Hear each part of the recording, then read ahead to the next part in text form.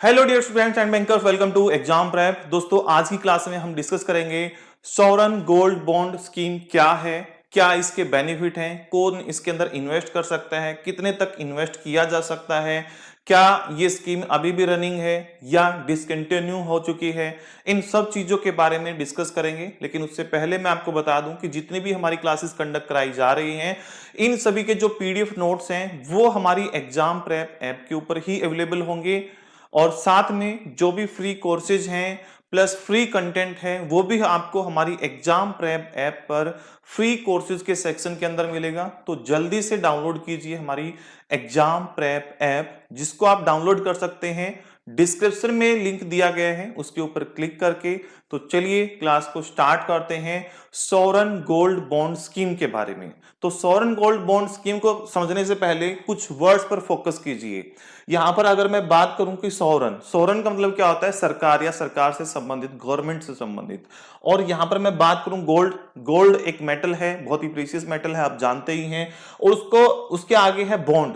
Bond का मतलब क्या होता है, जब गवर्नमेंट को, ठीक है, पैसों की नीड होती है और वो जब पब्लिक से फंड रेज करती है तो बदले में जो सर्टिफिकेट इशू करती है, जो भी डॉक्यूमेंट इशू करती है पब्लिक को एज ए प्रूफ इन्वेस्टमेंट का, उसी को क्या कहा जाता है, बॉन्ड कहा जाता है। तो बॉन्ड एक किस्म से गवर्नमेंट या गवर्नमेंट की किसी एजेंसी के द्वारा पब्लिक से फंड रेज करने का क्या है, एक डेट इंस्ट्रूमेंट है। क्या है, डेट इंस्ट्रूमेंट है। तो दो प्रकार की कंपनियां होती हैं, एक प्राइवेट होती है, एक गवर्नमेंट होती है। जब एक प्राइवेट कंपनी या एंटिटी पब्लिक से लोन लेती है तो वो डिबेंचर इशू करती है। जब वहीं पर खुद गवर्नमेंट या गवर्नमेंट की कोई एजेंसी या डिपार्टमेंट पब्लिक से फंड रेज करता है डेट की फॉर्म में, लोन की फॉर्म में, तो उसी को क्या कहा जाता है, बॉन्ड कहा जाता है। इन तीनों वर्ड्स को मर्ज कीजिए, इन तीनों वर्ड्स को मर्ज कीजिए, आपको स्कीम का नाम समझ में आएगा, सॉवरेन गोल्ड बॉन्ड स्कीम। तो सॉवरेन गोल्ड बॉन्ड स्कीम क्या है कि जैसे आप एक फिजिकल गोल्ड के अंदर इन्वेस्ट करते हो, ठीक ऐसे ही गवर्नमेंट बॉन्ड्स इशू करेगी। वो पैसा आपको गवर्नमेंट को देना होगा, बदले में आपको उतने ही वैल्यू का आपको डिजिटल गोल्ड प्रोवाइड करेगी गवर्नमेंट, जो कि एक डीमैट अकाउंट के अंदर आपका सेव रहेगा। और जिसकी मार्केट वैल्यू, मार्केट प्राइस के अकॉर्डिंग क्या रहेगी, इंक्रीज और डिक्रीज होती रहेगी। मार्केट वैल्यू पर ही उसकी वैल्यू डिपेंड करेगी। ठीक है, तो ये क्या है, सॉवरेन गोल्ड बॉन्ड स्कीम कहलाएगी। तो basically sovereign gold bond scheme क्या है कि ऐसी गोल्ड की स्कीम है जो कि एक डिजिटल गोल्ड के अंदर आप इन्वेस्ट कर सकते हो। अब आपको मैं समझाने के लिए थोड़ा सा और बेसिक जाता हूं। आज के टाइम में मार्केट में बहुत सारी एप्स अवेलेबल हैं। उन हर एक एप्स के ऊपर एक ऑप्शन अवेलेबल है कि डिजिटल गोल्ड बाय कीजिए, डिजिटल गोल्ड बाय कीजिए। इसको उससे कंपेयर मत करना। वो डिजिटल गोल्ड बाय करना वो एक अलग कॉन्सेप्ट है, ये बॉन्ड स्कीम एक अलग कॉन्सेप्ट है। ठीक है, वो गोल्ड बाय कर सकते हो, उसके अलग बेनिफिट होंगे। लेकिन ये क्या है, एक बॉन्ड स्कीम है। जैसे आपने फाइनेंशियल मार्केट पढ़ी होगी, तो उसमें आपने फाइनेंशियल मार्केट में पढ़ा होगा कि डिबेंचर्स और बॉन्ड्स। तो बॉन्ड्स का ही क्या है, ये एक फर्दर टाइप है। यानी कि ऐसे बॉन्ड्स जो गवर्नमेंट के द्वारा इश्यू किए जाते हैं और बदले में आपको क्या मिलता है, जितना आपने इन्वेस्ट किया है उसके इक्विवेलेंट गोल्ड मिल जाता है, या गोल्ड के इक्विवेलेंट आपको क्या मिलता है, प्राइज मिलता है। ठीक है, तो सॉवरेन गोल्ड बॉन्ड स्कीम को हम शुरू करने जा रहे हैं। अभी तक मैंने इसका एक बैकग्राउंड ही क्लियर किया है कि ये एक्चुअल में है क्या। इसके बारे में मैंने अभी आपको पढ़ाना स्टार्ट नहीं किया है, अब हम इसके बारे में पढ़ना स्टार्ट करेंगे। तो basically sovereign gold bond scheme RBI के द्वारा इशू किया जाता है बॉन्ड्स, और इसके अंदर कोई भी पब्लिक क्या कर सकती है, इन्वेस्ट कर सकती है। कोई भी इन्वेस्ट कर सकता है। जितना भी आप पैसा इन्वेस्ट करते हो उसके बदले में ठीक आपको क्या मिल जाता है, डिजिटल गोल्ड मिल जाता है, लेकिन एक टाइम पीरियड के बाद। तो हम इसी के बारे में बात करेंगे। तो सबसे पहले हम बात करते हैं कि सॉवरेन गोल्ड बॉन्ड को कब लॉन्च किया गया था। तो 2015 के अंदर लॉन्च किया गया था। क्या ये स्कीम अभी भी एग्जिस्ट करती है? नहीं, ये स्कीम अभी एग्जिस्ट नहीं करती है। अभी गवर्नमेंट ने सॉवरेन गोल्ड बॉन्ड इशू करने बंद कर दिए हैं। 2024 और 25 के अंदर भी किसी प्रकार के गोल्ड बॉन्ड जारी नहीं किए गए, और 25 और 26 के अंदर भी गवर्नमेंट का कोई प्लान नहीं है। तो अब गवर्नमेंट ने इसको क्या कर दिया है, डिसकंटिन्यू कर दिया है। डिसकंटिन्यू क्यों कर दिया है? क्योंकि गवर्नमेंट को ये बहुत ही कॉस्टली पड़ रही थी। तो सर अभी भी पढ़ना पड़ेगा क्या? बिल्कुल पढ़ना पड़ेगा, क्योंकि जो ऑलरेडी बॉन्ड्स इशू कर रखे हैं, सॉवरेन गोल्ड बॉन्ड इशू कर रखे हैं, उनकी मैच्योरिटी पीरियड 8 ईयर होता है। तो वो अभी जब जब उनकी मैच्योरिटी पीरियड आएगा तो मैच्योर होते रहेंगे, यानी कि नए इशू होने बंद हो गए हैं, लेकिन जो पहले से ही इशू कर रखे मार्केट में वो तो एग्जिस्ट करते हैं ना, उनकी बाय और सेलिंग तो होती है ना। इसी पर्पज से ये आपको पढ़ना पड़ेगा टॉपिक, आपके एग्जाम में अभी भी इससे क्वेश्चंस आएंगे। ठीक है, तो लॉन्चिंग ईयर पता लग गया। कौन इशू करता है इसको? आरबीआई इशू करता है on the behalf of central government. जब सेंट्रल गवर्नमेंट को पैसों की नीड होती है तो उस नीड को पूरा करने के लिए वो आरबीआई के पास जाते हैं और आरबीआई से कहते हैं कि जी हमें पैसों की जरूरत है, हमें पैसे दो। तो आरबीआई कहेगा कि मेरे पास तो इतना पैसा नहीं है, तो देन गवर्नमेंट उसको क्या कहेगी कि मेरे बिहाफ पर पब्लिक से पैसा ले लीजिए और बॉन्ड्स इशू कर दीजिए। कौन से बॉन्ड इशू कर दीजिए? सॉवरेन गोल्ड बॉन्ड इशू कर दीजिए। तो sovereign gold bond are issued by the RBI on the behalf of central government to fulfill the need of, कैसी need? Long term need, long term need of the central government, long term need of the central government.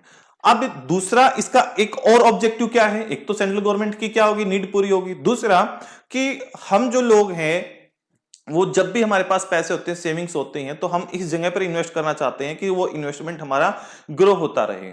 तो generally हम gold के अंदर invest करते हैं और physical gold हम bye करते हैं। तो जब पब्लिक फिजिकल गोल्ड बाय करती है तो मार्केट के अंदर फिजिकल गोल्ड की जो कमी हो जाती है और कमी होने से और प्राइसेस बढ़ने स्टार्ट हो जाते हैं। तो इस समस्या का समाधान करने के लिए भी ये जो बॉन्ड्स हैं गोल्ड से कनेक्ट किए गए हैं, इसलिए इसका नाम क्या रखा गया है? Sovereign gold bond. कि भाई जिस व्यक्ति को भी इन्वेस्टमेंट पर्पज के लिए, कि ताकि फ्यूचर में इसके प्राइसेस बढ़ जाए, मार्केट वैल्यू बढ़ जाए, और वो केवल इसी पर्पज के लिए क्या करना चाहता है? इन्वेस्ट करना चाहता है, तो वो फिजिकल गोल्ड के अंदर इन्वेस्ट ना करके डिजिटल गोल्ड के अंदर इन्वेस्ट करें। सॉवरेन गोल्ड बॉन्ड बाय कर सकता है, सेम वैल्यू सेम बेनिफिट आपको मिलेंगे, कहीं ना कहीं अधिक बेनिफिट ही मिलेंगे। तो जो डिमांड है फिजिकल गोल्ड की, उस डिमांड को रिड्यूस करने के लिए भी इस स्कीम को क्या किया गया था? लॉन्च किया गया था, reduce the demand of physical gold. ठीक है, और दूसरी चीज क्या है कि जो लोगों के पास पैसा है वो पैसे को क्या करते हैं? दबा कर रखते हैं। तो वो पैसा अगर लोग डिजिटल गोल्ड में इन्वेस्ट करते हैं तो वो पैसा मार्केट में चला जाएगा। ठीक है, तो shift A part of the domestic savings into the financial savings. तो लोगों की जो डोमेस्टिक सेविंग्स हैं उनको मोबिलाइज करने के लिए, ठीक है, उनको मोबिलाइज करने के लिए, उनको फाइनेंशियल सेविंग में कन्वर्ट करने के लिए क्या किया गया है? इस स्कीम को लॉन्च किया गया है। आखिर इस स्कीम में इन्वेस्ट करने का बेनिफिट क्या है? तो सबसे पहला बेनिफिट तो यह है कि अगर आप फिजिकल गोल्ड बाय करते हैं और उसका कोई ऑर्नामेंट बनाते हैं और उसको आप वियर करते हैं, तो वियर करने से वो घिसेगा भी, टूटेगा भी, तो उसका वेट धीरे धीरे क्या हो जाता है? कुछ ग्राम्स क्या हो जाता है? कम हो जाता है। ठीक है, तो 1 साल 2 साल 5 साल के बाद डेप्रिसिएशन की वजह से, यानी कि घिसावट की वजह से क्या है, उसका जो वेट है वो कम हो जाता है, तो उसकी वैल्यू भी क्या हो जाएगी? कम हो जाएगी। लेकिन जब आपने फिजिकल गोल्ड के बजाय डिजिटल गोल्ड में इन्वेस्ट किया है, सॉवरेन गोल्ड बॉन्ड बाय किए हैं, तो यहां पर कोई डेप्रिसिएशन की इश्यू नहीं रहता है। ठीक है, दूसरा, अगर आप फिजिकल गोल्ड में इन्वेस्ट करते हैं तो फिजिकल गोल्ड में आप कोई भी ज्वेलरी या ऑर्नामेंट बाय करते हैं तो उस पर आपसे जो सुनार होता है, जो जहां से भी आप बाय करते हैं, तो वो आपसे कुछ मेकिंग चार्जेस लेता है। तो यहां पर आपको कोई भी मेकिंग चार्जेस पे करने की जरूरत नहीं है। दूसरा, आपको प्योरिटी इश्यू भी रहता है कि आपने 22 कैरेट बाय किया है, क्या पता उसने 18 कैरेट प्लस मिक्स कर दिया है कुछ। ठीक है, तो यहां पर प्योरिटी की भी श्योरिटी रहती है, प्योरिटी का इश्यू नहीं रहता है, आपको मेकिंग चार्जेस नहीं पे करने होते। और दूसरा, आपकी कोई घिसावट नहीं होती, डेप्रिसिएशन नहीं होता। और उसके बाद जब आप फिजिकल गोल्ड बाय करते हो तो आपके पास अगर ज्यादा गोल्ड है तो आप अगर उसको घर पर रखोगे तो थेफ्ट इश्यू भी हो सकता है। तो यहां पर कोई थेफ्ट इश्यू भी नहीं, क्योंकि जो भी आपने डिजिटल गोल्ड बाय किया है वो आपके डीमैट अकाउंट के अंदर सेव है, वहां से कोई नहीं चुरा सकता है। लेकिन फिजिकल गोल्ड है तो आपके घर से चोरी भी हो सकती है। अगर आप घर से चोरी होने के लिए बचाओगे तो आप कहोगे कि सर मैं बैंक के अंदर लॉकर बाय कर लूंगा और लॉकर के अंदर रख दूंगा, तो लॉकर के आपको चार्जेस पे करने पड़ते हैं। तो यहां पर आपकी जो स्टोरेज कॉस्ट है वो बढ़ जाती है, लॉकर के चार्जेस से भी आप बच जाते हैं अगर आप डिजिटल गोल्ड के अंदर इन्वेस्ट करते हैं। और सबसे बड़ा बेनिफिट कि आपने जितना गोल्ड बाय किया है बस उतने की ही आपके पास वैल्यू है। लेकिन अगर आप डिजिटल गोल्ड यानी कि आप सोवरेन गोल्ड बॉन्ड बाय करते हैं तो गवर्नमेंट जितना भी आपने इन्वेस्ट किया है उसके ऊपर आपको इंटरेस्ट भी पे करती है 2.5% पर एनम के हिसाब से। यानी कि ये तो एक्स्ट्रा इनकम है, गोल्ड का तो प्राइस बढ़ ही रहा है, साथ में एक्स्ट्रा इनकम भी आपकी क्रिएट हो रही है इंटरेस्ट की फॉर्म में। ठीक है, तो ये आपके बेनिफिट है, रिस्क ऑफ थेफ्ट से बच जाते हैं, कॉस्ट ऑफ स्टोरेज से बच जाते हैं, प्लस जो फिजिकल गोल्ड की मार्केट वैल्यू है वही मार्केट वैल्यू आपको डिजिटल गोल्ड की मिलती है। प्योरिटी इशू खत्म हो जाता है, मेकिंग चार्जेस आपको नहीं देने हैं, किसी प्रकार का डेप्रिसिएशन नहीं है, इंटरेस्ट की आपको बेनिफिट हो रहा है, इस इन बॉन्ड्स के ऊपर आपको 2.5% का इंटरेस्ट मिलता है और आप इन बॉन्ड्स को यूज कर सकते हैं एज ए कोलैटरल यानी कि बैंक से लोन लेने के लिए। तो बैंक से लोन भी ले सकते हैं इनको बैंक के पास एज ए कोलैटरल गिरवी रखकर। ठीक है, तो ये सब बेनिफिट है इसमें इन्वेस्ट करने की। तो आई होप आपको ये सारी चीजें क्लियर हुई होंगी कि सोवरेन गोल्ड बॉन्ड में इन्वेस्ट करने का क्या फायदा था। तो पब्लिक को यहां पर कोई नुकसान नहीं था और सेफ इन्वेस्टमेंट था। ठीक है, एक और पॉइंट हम क्या लिख सकते हैं, सेफ इन्वेस्टमेंट है कि भाई आपके पैसे को कोई लेकर भाग नहीं रहा, लेकिन यहां पर रिस्क रहेगा। कैसा, आपको कैपिटल गेन या कैपिटल लॉस हो सकता है। अगर जो फिजिकल गोल्ड है उसके प्राइजेस गिर जाते हैं तो आपका जो डिजिटल गोल्ड है उसके भी प्राइजेस क्या हो जाएंगे, गिर जाएंगे। वो प्राइजेस डिपेंड करेंगे मार्केट वैल्यू के ऊपर। तो कैपिटल गेन और कैपिटल लॉस आपको हो सकता है, लेकिन लॉस होने के कम ही चांसेस है आपको। ठीक है, अब हम बात करते हैं कि इसके अंदर इन्वेस्ट कौन कर सकता है। इसके अंदर कोई भी इंडिविजुअल रेजिडेंट इंडिया का वो इन्वेस्ट कर सकता है। आप कैसे इन्वेस्ट करोगे, अगर गवर्नमेंट आगे इसको फ्यूचर में क्या करती है, इश्यू करती है, तो आरबीआई की एक वेबसाइट है, आरबीआई का एक पोर्टल है, आरबीआई रिटेल डायरेक्ट स्कीम। तो आरबीआई रिटेल डायरेक्ट स्कीम पर जाकर आप क्या कर सकते हैं, इन्वेस्ट कर सकते हैं अकाउंट ओपन करके, डीमैट अकाउंट ओपन करके। उसके बाद कोई भी हिंदू अनडिवाइडेड फैमिली बिजनेस है वो इसके अंदर इन्वेस्ट कर सकते हैं। कोई भी ट्रस्ट है, कोई यूनिवर्सिटी है, कोई चैरिटेबल ट्रस्ट है, वो सभी क्या कर सकते हैं, इसके अंदर इन्वेस्ट कर सकते हैं। लेकिन ऐसा नहीं है कि आप इसके अंदर अनलिमिटेड इन्वेस्ट कर सकते हैं। यहां पर इन्वेस्टमेंट की एक लिमिट है, वो लिमिट ही आपके एग्जाम के अंदर पूछी जाएगी। यही चीजें आपको याद रखनी है कि अगर मैं बात करूं कि आप इन्वेस्ट करना चाहते हो मिनिमम, तो मिनिमम आपको 1 ग्राम इन्वेस्ट करना होगा। तो 1 ग्राम आप कम से कम यहां पर इन्वेस्ट कर सकते हैं। उसके बाद अगर हम बात करें कि कोई भी इंडिविजुअल या हिंदू अनडिवाइडेड फैमिली है वो इन्वेस्ट करना चाहते हैं, तो मैक्सिमम 4 केजी तक गोल्ड यहां पर डिजिटल गोल्ड क्या कर सकती है, बाय कर सकती है, इन्वेस्ट कर सकती है। ये पॉइंट आपको याद रखना है कि इंडिविजुअल और हिंदू अनडिवाइडेड फैमिली के लिए कितनी लिमिट है। और वहीं पर अगर कोई ट्रस्ट है, ठीक है, ट्रस्ट टाइप की कोई भी ऑर्गेनाइजेशन है, तो 20 केजी पर ईयर इन्वेस्ट कर सकते हैं। ये लिमिट कैसी है बेटा, ये लिमिट पर ईयर है, याद रखना है।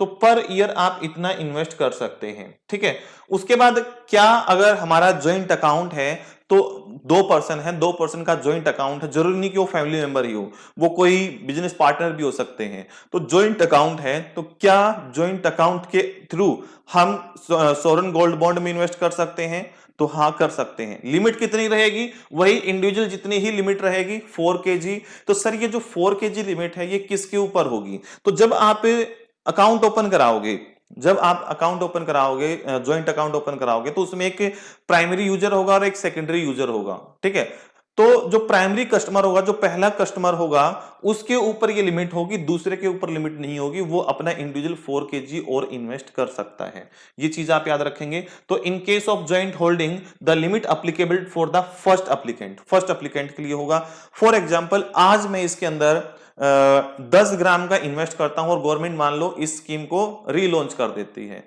तो क्या मैं इसको एक टाइम पीरियड से पहले इसको मार्केट में सेल कर सकता हूं? नहीं। फिजिकल गोल्ड को तो मार्केट में आप कभी भी सेल कर सकते थे, लेकिन सोवरेन गोल्ड बॉन्ड को आपका जो मैच्योरिटी पीरियड होता है वो 8 ईयर का होता है। अगर 8 ईयर से पहले आपको करना है तो 5वें साल में, यानी कि 5 साल कंप्लीट होने के बाद क्या कर सकते हो, आप इसको रिडीम कर सकते हो, वापस सेल कर सकते हो आरबीआई को या किसी और को। ठीक है, तो कम से कम आपको 5 साल इसको रखना होगा। ठीक है, और इसके ऊपर जो इंटरेस्ट का की अर्निंग होगी वो आपको 2.5% पर एनएम के हिसाब से होगी, जिसकी पेमेंट सेमी एनुअली की जाती है ऑन नॉमिनल वैल्यू। ठीक है, तो इसकी जो इंटरेस्ट की इनकम पेमेंट होगी आपको सेमी एनुअली की जाती है, ये आपको याद रखना है।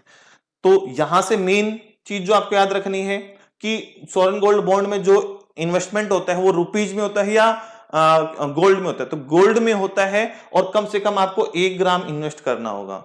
हिंदू अनडिवाइडेड फैमिली है या इंडिविजुअल है 4 kg, ज्वाइंट अकाउंट है तो जो प्राइमरी कस्टमर है उसके ऊपर लिमिट लागू होगी।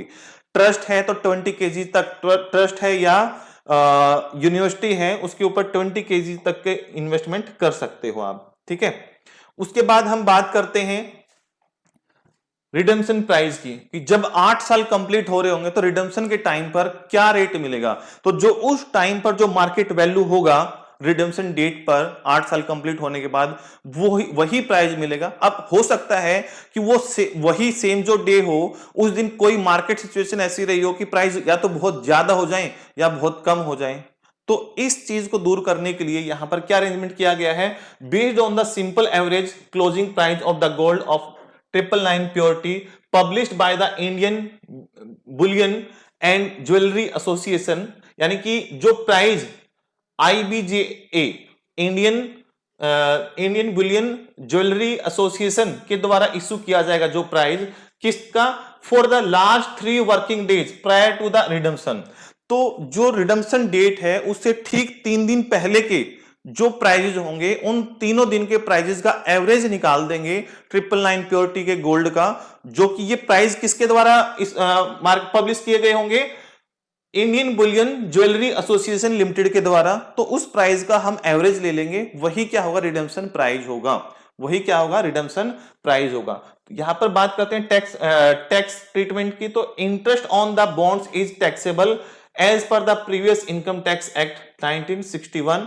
तो यहां पर जो इंटरेस्ट की अर्निंग हो रही है 2.5%, अगर आप टैक्सेबल ब्रैकेट के अंदर आते हो तो उस इनकम के ऊपर भी आपका टैक्स पे करना होगा, और टैक्सेबल ब्रैकेट के अंदर आते ही नहीं हो तो काय का टैक्स पे करना। Capital gain tax rising on the redemption is exempted for individual investor. तो इन्वेस्टर यहां पर 3 प्रकार के थे, एक इंडिविजुअल इन्वेस्टर था, ठीक है, दूसरा हिंदू अनडिवाइडेड फैमिली था, बिजनेस था, और तीसरा क्या था, यूनिवर्सिटी और ट्रस्ट टाइप का था। तो रिडेम्पशन डेट को अगर मान लो आपने बाय किया था 80,000 के रेट में, और रिडेम्पशन के टाइम पर क्या हो गया है, वो प्राइस बढ़कर हो गया है 1,10,000। तो ये जो 30,000 रुपए का जो बेनिफिट हो गया ना आपको, इसी को क्या कहते हैं, कैपिटल गेन कहते हैं। तो ये जो बेनिफिट हुआ आपको कि भाई इन्वेस्टमेंट के टाइम पर जो प्राइस था वो 80,000 था, और जब रिडीम हो रहा है तो 1,10,000 रुपए है। तो ये जो 30,000 रुपए का जो बेनिफिट हुआ आपको, इसी को कैपिटल गेन कहेंगे। इस इनकम के ऊपर आपको किसी प्रकार का टैक्स नहीं देना है, इवन आप टैक्सेबल ब्रैकेट के अंदर आते हो तब भी आपको इसके ऊपर छूट मिलेगी। तो ये पॉइंट था। उसके बाद हम बात करते हैं बेनिफिट। तो बेनिफिट ऑलरेडी मैं आपको बता चुका हूं सारे के सारे, ठीक है, no making charges and GST, ठीक है, तो कोई जीएसटी भी पे नहीं करनी। Bonds are held in the book of RBI in form of demat account, तो कोई भी डेप्रिसिएशन भी नहीं होगा, ठीक है। Tradability, tradable on stock exchange within the fortnight of the issuance of the date as forfeited by the as notified by the RBI. तो जब जिस दिन आरबीआई ने इनको इश्यू किया है तो उसके 14 दिन के बाद, यानी कि फोर्टनाइट के बाद से आप इसको सेकेंडरी मार्केट में किसी और को सेल कर सकते हो, फिर कोई दूसरा पर्सन किसी तीसरे को सेल कर सकता है। तो ये ट्रेडेबल है। इनके अगेंस्ट में आप बैंक से लोन भी ले सकते हैं, कोलेटरल ऑलरेडी हमने डिस्कस कर लिया है।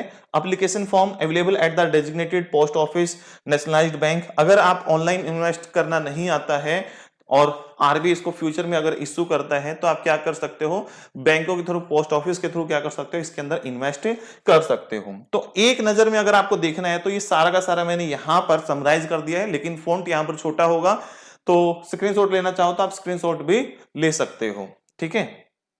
चलिए आगे बढ़ते हैं।